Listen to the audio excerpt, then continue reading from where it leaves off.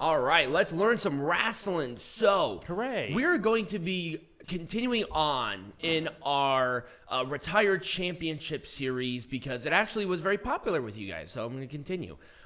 With AAA, there are 13 Retired Championships. We are not doing all 13 championships.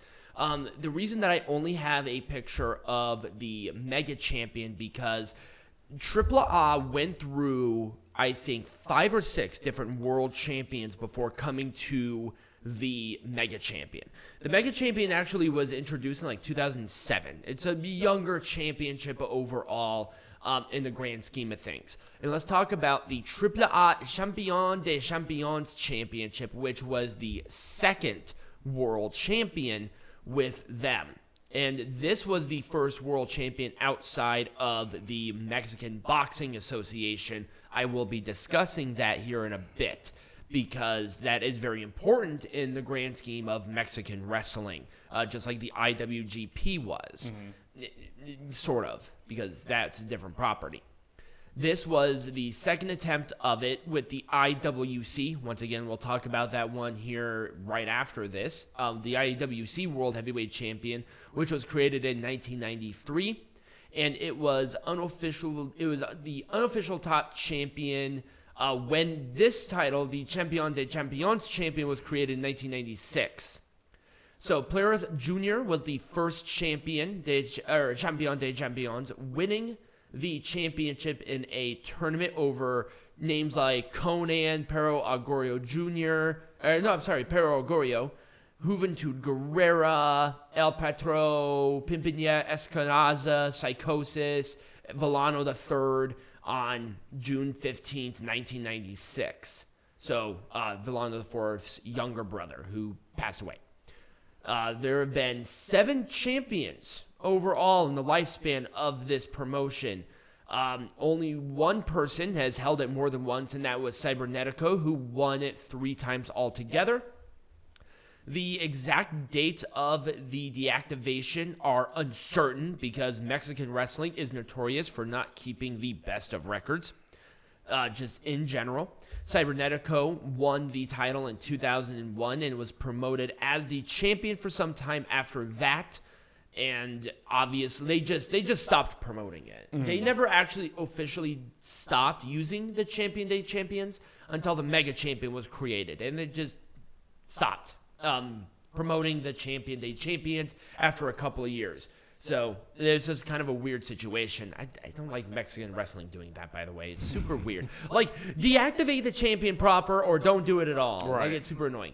Let's talk about the IWC World Heavyweight Champion, which was the original AAA World Champion outside of the Mexican Boxing Association when they were trying to make their own version of the IWGP. It was not successful because this was the only title under the IWC banner.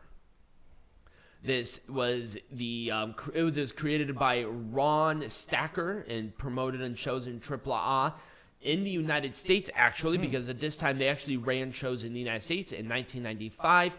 AAA and the IWC ended their partnership, and the founder, Antonio Pena, took control and continued promoting the championship. So the IWC World Champion was essentially the TNA's NWA World Champion back in the day. So just so that's there. Right. It was such a mess of a thing. In the late 1999, we had a promoter from the IWRA come and take this champion and the IWRG Intercontinental Champion. So they unify the titles. Mm-hmm. The inaugural champion was Sin Caras, who we saw at the AAA show, who defeated Conan at a live event. Once again, a live event, world champion, wonderful, on November 13th, 1993 in San Jose, California. So once again, world champion. We're doing that. The longest reign was Cibernaetico, once again, at 2,554 days, spanning from August 18th, 2000, and ending on August 16th, 2007. Is that Jesus 2,000 days? Yeah, 2,000 days. About that. The youngest champion was Cibernaetico. He was 25 at the time that he won it. The shortest reign was Hector Garza, who held the title for 7 days, which is crazy, I think. And there you go. And the oldest reign was Pero Agorio, who won it at 48. Let's talk about a champion that is a weird one because AAA wanted to separate the roster. So they had a whole roster split. They had AAA, Evolution, and Fusion. And we're talking about the Fusion's champion, the most disgusting champion I think I've ever seen in my entire life. Interesting. Yes. So this was the new television program exclusive champion that was commissioned by the channel that ran it. I cannot remember the name of it, and I tried to find it. It doesn't. Oh no, here it is. This was promoting in Sin Litime or Limite. Excuse me. I am very poor at Spanish. And that was, they commissioned this champion when they had it so they could promote it on other television shows within their station. The first show of this was taped on September 30th, 2012. In the following November, they started a tournament. AAA started a tournament to crown its inaugural champion. On April 23rd, 2013, AAA split the entire roster into 2 brands, like I said before, and this champion became exclusive to that promotion thereafter.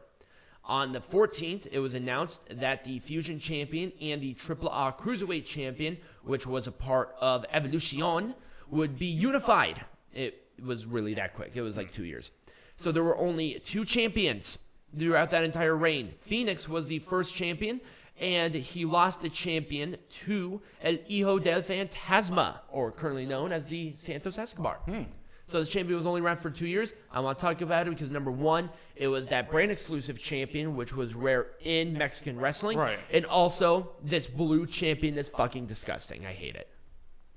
Now, I could not find the champion, but there were a couple of comedy champions within AAA because they wanted to stay within the traditions of CMLL. Let's talk about the AAA Mascot Tag Team Champions. Okay. So, this championship was unique because it had a normal-sized or a standard-sized professional Mexican wrestler along with a mini or a mascot. To the description of this championship, which was only defended at live events, there has never been a time when this champion was on television that they had a standard size championship and then they made a duplicate but for minis or for the mascot. There were only 3 champions. There were 3 sets of champions with that, and they only defended at live events. And the first team to hold the champions were Abismo Negro and Mini Abismo Negro, who are not pictured here. I can remember these 2, but whatever. And it's not exactly clear when they won the champions, and it was retired a couple years after, so it doesn't really matter. Cool. Now let's talk about one which is a cross-promotion between CMLL, AAA, and other smaller champions, because this one gets weird. Let's talk about the Mexican National Champions as a collective, and this is the Mexican National World Champion. Now, these champions are commissioned by the Mexican Boxing Association, but they're defended at professional wrestling events. They control who wins the championship, they control when the title is defended, and where it's defended. So, and essentially why they did this is because they wanted that, once again, that legitimacy like IWGP had back in the day. Because even though the exposure was a little bit more challenging to get back in that time, IWGP or New Japan Pro Wrestling, All Japan Pro Wrestling Noah, they had a close working relationship with Mexican professional wrestling for a very long time. Like back in the 40s, they started their reign, so they wanted that legitimacy. And also, Mexican wrestling was so popular that the Boxing Association there really wanted to get a slice on their pie there. And there isn't really a whole lot to discuss as it relates to maybe even the champions. The one thing that was different here was how AAA acquired this title. Because at the time, they never had Mexican national champions until Purrazzo Jr., who we already discussed, who was the current Mexican national heavyweight champion, left CMLL to go to AAA. And at that time, the wrestlers owned the championships in this particular way. So when he left, that title lineage went to AAA from CMLL. Only temporary, but they did. There was a huge court case with it, and eventually it was given back to the Boxing Association, and that's when they gave it back. So it's a mess of a situation. The first champion who held this was in 1926, was Francisco Argoyo, and the exact date, where it was, and even the promotion is unknown still to this day, because once again, 1926. Very old, very prestigious champion within Mexican wrestling. Excuse me again. And AAA had also the Mexican National Atomicos and the Mexican National Middleweight Champion under the commission of the Boxing Association, and those championship lineages were brought over in a very similar light to the Mexican National Heavyweight Champion. So those are just kind of some of the retired champions. A lot of different ones were like trios champions. We had a women's tag team champion at one point. There were just a couple of different ones in there, but these are like the first ones that almost encompass what Mexican like wrestling championships are.